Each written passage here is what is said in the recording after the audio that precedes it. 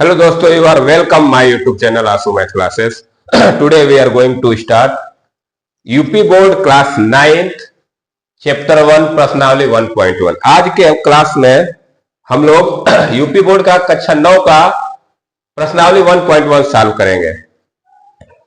इससे पहले क्लास में हम लोग एक इंट्रोडक्शन का पार्ट कर चुके हैं, जिसमें हमको चैप्टर 1 में क्या क्या पढ़ना है उसके बारे में बताए थे और कैसे क्वेश्चन सॉल्व करना है। ठीक है, तो आज हम लोग एक्सरसाइज 1.1 के क्वेश्चन सॉल्व करेंगे। जो लोग क्लास को देख रहे हैं, क्लास के बाद लाइक शेयर और सब्सक्राइब जरूर कर दें और अपने दोस्तों को भी शेयर कर दें ताकि वो लोग भी पढ़ सके। चलिए आज की क्लास स्टार्ट करते हैं। क्वेश्चन नंबर 1 है, क्या शून्य एक परिमेय संख्या है? क्या इसे आप P/Q के रूप में लिख सकते हैं, जहां P और Q पूर्णांक है और Q नॉट इक्वल टू 0। हमसे ये पूछ रहा है कि क्या शून्य एक परिमेय संख्या है। हमसे पहले इसका आंसर देना है कि क्या शून्य एक परिमेय संख्या है। तो हाँ, शून्य एक परिमेय संख्या है। हम क्या लिखेंगे आंसर में? हाँ, शून्य एक परिमेय संख्या है। हमारा आंसर क्या हो जाएगा कि शून्य एक परिमेय संख्या है। फिर क्या पूछ रहा है, क्या इसे आप P/Q के रूप में लिख सकते हैं? क्या आप इसको P/Q के रूप में लिख सकते हैं? तो लिखेंगे हाँ, इसे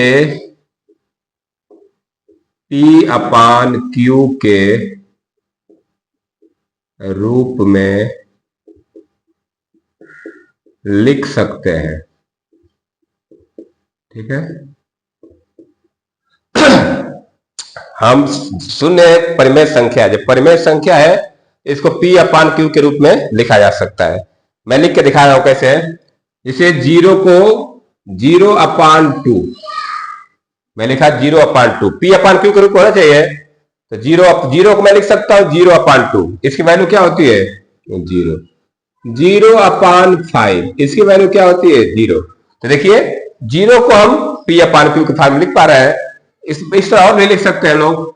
0/7 क्या होगा? 0। तो 0 को हम लोग P/Q के रूप में लिख पा रहे हैं कि नहीं? तो 0/1 0/2 0/3 0/4 कुछ भी लिख सकते हैं ऐसे करके हम लोग। तो यहां से ये मान चला कि 0 एक परिमेय संख्या है और इसे P/Q के रूप में लिखा जा सकता है। तो इस तरह से हमारा क्वेश्चन नंबर 1 कंप्लीट हो गया। अब आते हैं क्वेश्चन नंबर 2 पे। देखिए क्वेश्चन नंबर 2 मैं यहां लिख रखा हूं। क्या बोला है? 3 और 4 के बीच में, 3 और 4 के बीच में 6 परिमेय संख्याएं ज्ञात कीजिए। कह रहा है कि 3 और 4 के बीच में देखिए लास्ट क्लास में मैं बताया था आप लोगों को कि 2 परिमेय संख्याओं के बीच में अनंत परिमेय संख्याएं होती है। जैसे यहाँ 3 और 4 ये दोनों क्या है? परिमेय संख्या है। इनके बीच में 6 परिमेय होते तो अनंत है, बहुत सारे परिमेय संख्याएं होती है, लेकिन उसमें से हमको केवल 6 बताना है। तो क्या करेंगे हम लोग? एक तरफ लिखेंगे 3 और इधर लिखूंगा 4। मैं कैसे बताया था कैसे निकालना है कि जितना पूछ रहा है, कितना पूछ रहा है? 6 परिमेय संख्या। तो 6 से एक ज्यादा, 6 से एक ज्यादा कितना होगा? 7 होगा। 7 से इसके न्यूमरेटर में, अंश में हम मल्टीप्लाई करेंगे और हर में। तो कैसे करेंगे? ये 3 है तो इसको 7 से मल्टीप्लाई करेंगे, 7 से डिवाइड करेंगे, और इसको करेंगे तो इसको भी 7 से मल्टीप्लाई और 7 से डिवाइड ऐसे करेंगे। नीचे मान के लिए 4, इसको मैं लिख दिया 4/1 3/1। अब देखिए जब इसको मल्टीप्लाई करेंगे तो ये आएगा 21/7 और ये आएगा 28/7। ये आ गया 21/7 और ये आ गया 28/7। अब इसके बीच में 6 परिमेय संख्या लिखना है। देखिए क्या हो गया? 21 के बाद क्या आता है? 22 आता है। तो परिमेय संख्या क्या होगी? लिखेंगे अतः 6 परिमेय संख्याएं, परिमेय संख्याएं क्या हो जाएगी? एक तो हो जाएगा 22/7। 21/7 के बाद क्या आता है? 22/7, फिर 23/7, फिर आएगा 23/7, फिर 24/7, फिर 25/7, फिर 26/7 और 27/7।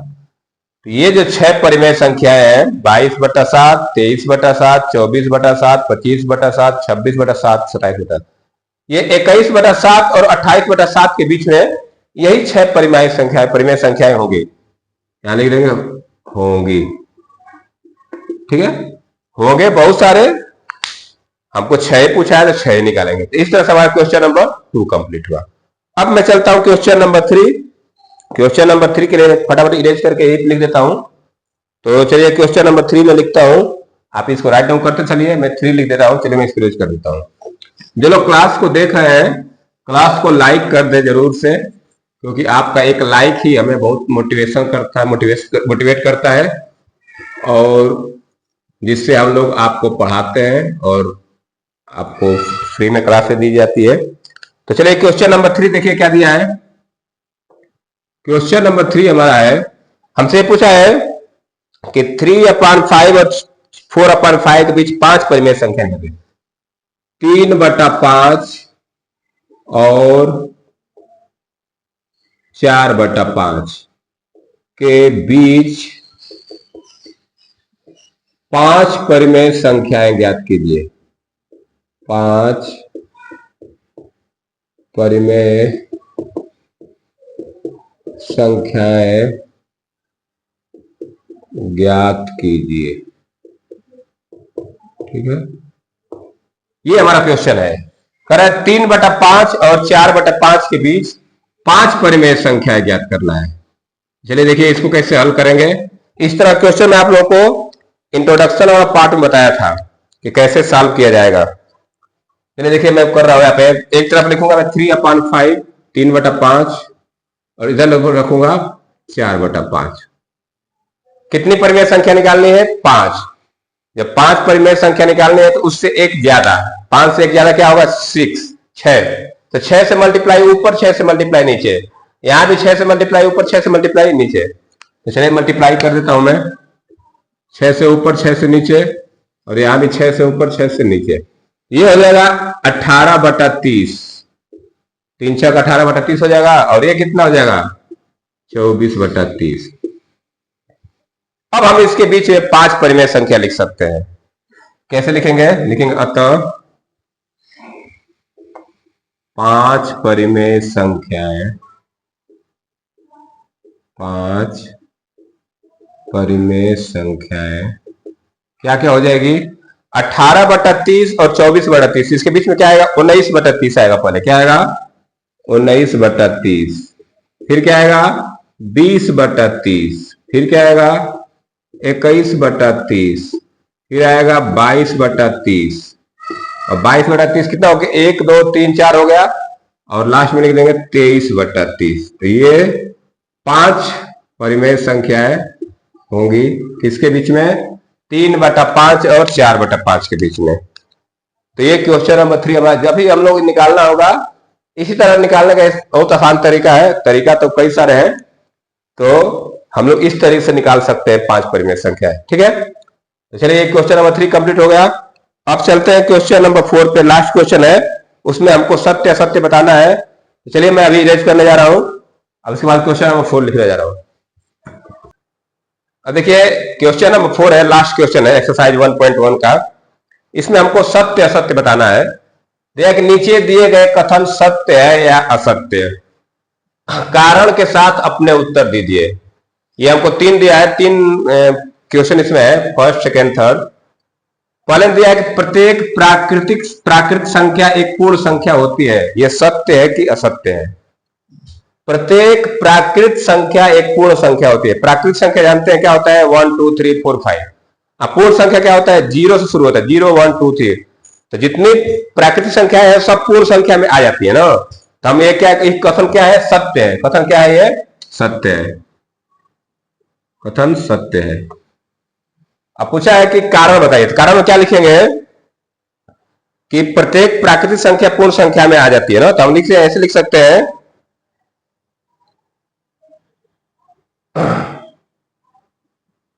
पूर्ण संख्याओं में,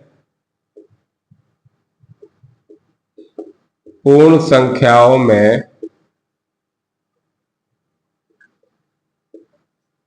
जीरो और प्राकृत संख्याएं आती है, जीरो और प्राकृत संख्याएं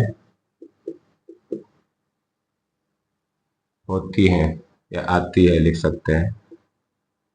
तो पहला कथन हमारा क्या हो गया, सत्य हो गया कि प्रत्येक प्राकृत संख्या, जितनी प्राकृत संख्याएं है सब पूर्ण संख्याएं में आती है। प्राकृत संख्या 1 2 3 4 5, पूर्ण संख्या 0 1 2 3, जितनी प्राकृतिक सब क्या आते हैं पूर्ण में आ जाती है। तो ये कथन क्या हो जाएगा, सत्य। रीजन लिख देंगे, कारण में क्या लिख देंगे कि पूर्ण संख्याओं में जीरो और प्राकृतिक संख्याएं आती है। अब आते हैं सेकंड पे। सेकंड में देखिए क्या दिया है, प्रत्येक पूर्णांक एक पूर्ण संख्या होती है। करेक्ट, प्रत्येक पूर्णांक एक पूर्ण संख्या होती है। पूर्णांक जानते हैं आप, जिसमें ऋणात्मक संख्याएं होती है, जीरो धनात्मक संख्याएं होती है।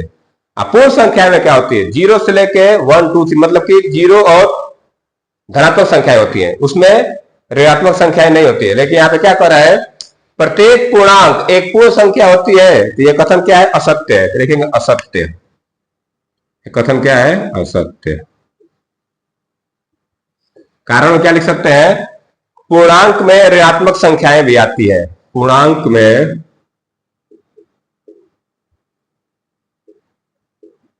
ऋणात्मक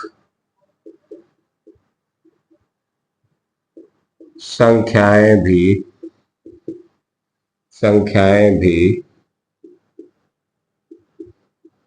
आती है।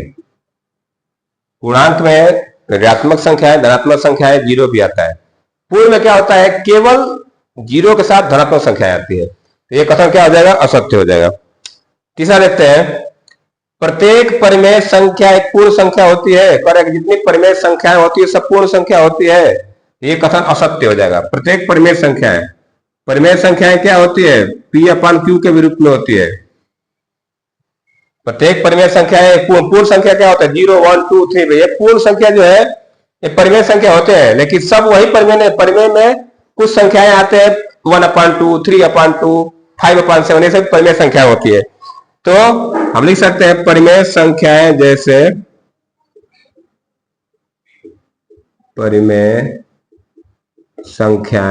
जैसे क्या क्या इसमें आ जाएगा, 1/2 5/7 3/4, ये सब क्या है, परिमेय संख्या है। पूर्ण संख्या में क्या होता है, 0 1 2 3 4, लेकिन ये भी परिमेय संख्या होती है। परिमेय संख्या सब पूर्ण संख्या नहीं होती है, कुछ तो पूर्ण होती है और कुछ फ्रैक्शन वाले भी होते हैं, 1/2 3/5। ठीक है, तो इस तरह से हम लोग प्रश्नावली 1.1 के 4 क्वेश्चन थे, चारों को सॉल्व कर लिए। आप इसको राइट डाउन करना चाहते हैं कर सकते हैं, वीडियो पोस्ट करके स्क्रीनशॉट भी ले सकते हैं। तो चलिए आज की क्लास में इतना रहने देते हैं। जो लोग क्लास को देख रहे हैं, अगर क्लास आपको अच्छा लगे तो क्लास को जरूर लाइक करें। तो आज के लिए इतना रहने देते हैं। नेक्स्ट क्लास में हम लोग एक्सरसाइज 1.2 के क्वेश्चन सॉल्व करेंगे। तो चलिए, वीडियो देखने के लिए बहुत धन्यवाद। Thank you, have a nice day.